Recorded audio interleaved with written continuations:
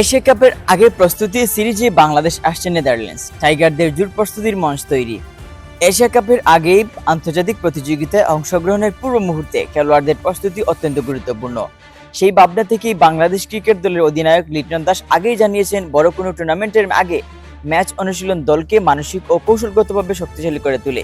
তার সেই বক্তব্যকে গুরুত্ব দিয়ে বাংলাদেশ ক্রিকেট বোর্ড বিসিবি উদ্যোগ নেয় একটি প্রস্তুতি সিরিজের আয়োজনের।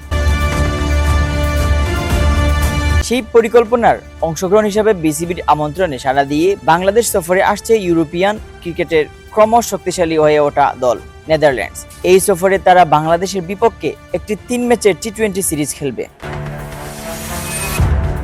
সূচি অনুযায়ী আগস্টের মাঝামাঝি সময়ে মিরপুর শেরেবাংলা জাতীয় ক্রিকেট স্টেডিয়ামে অনুষ্ঠিত হবে ম্যাচগুলো। বিসিবির এক কর্তা জানান, আমরা চেয়েছিলাম এমন একটি দলের সঙ্গে সিরিজ খেলতে যাদের বিপক্ষে ভালো প্রতিদ্বন্দ্বিতা হবে। নেদারল্যান্ডস সাম্প্রতিক সময়ে যেভাবে উন্নতি করছে তাতে করে তারা খুবই চ্যালেঞ্জিং প্রতিপক্ষ হতে পারে। টাইগারদের নির্বাচকরা এই সিরিজকে দেখছেন তরুণ ও ব্যাকআপ খেলোয়াড়দের জ্বালিয়ে নেওয়া আদর্শ সুযোগ হিসেবে।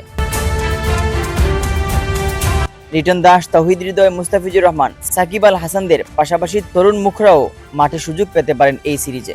বিশেষ করে টপ অর্ডারের ফর্মে থাকা ব্যাটারদের পরখ করে নেওয়া, বোলিং কম্বিনেশন গুছিয়ে নেওয়া ও দলীয় পরিকল্পনার বাস্তব অনুশীলন এই সিরিজে করা সম্ভব হবে।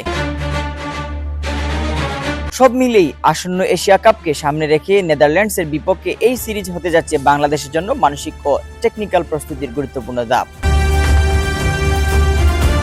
Mohammad Yahya, CS news.